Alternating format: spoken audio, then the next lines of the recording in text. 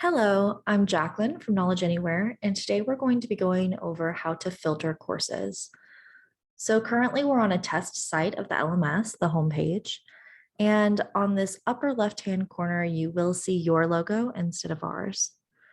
So to start, we're going to go over courses in this upper right-hand menu bar.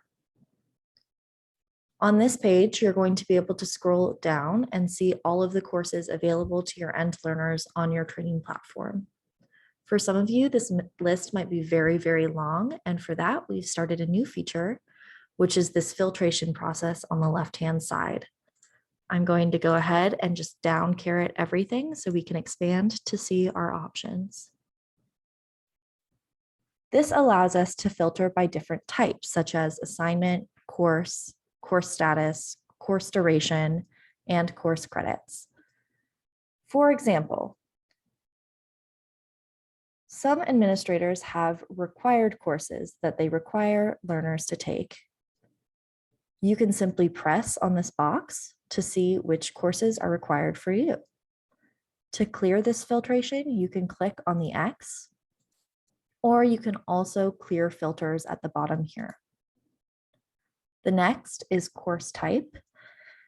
The options are e-learning, self-study, and we also have an instructor-led training.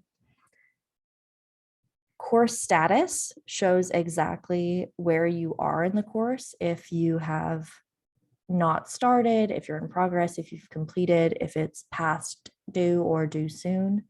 So for example, if a learner was saying to themselves, I know I started a course, I just can't find it, and I don't want to try to manually scroll down through all of these courses, they can simply click the in progress and it instantaneously shows which courses are in progress.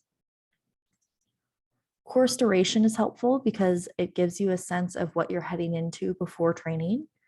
For example, let's say I'm a learner who has 15 minutes before a next meeting, and I know I have to get this training done within a certain amount of time.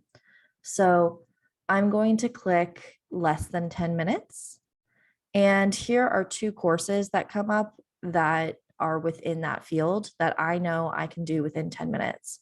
The duration time here says it's 5, so I know I have plenty of time to complete it before my meeting.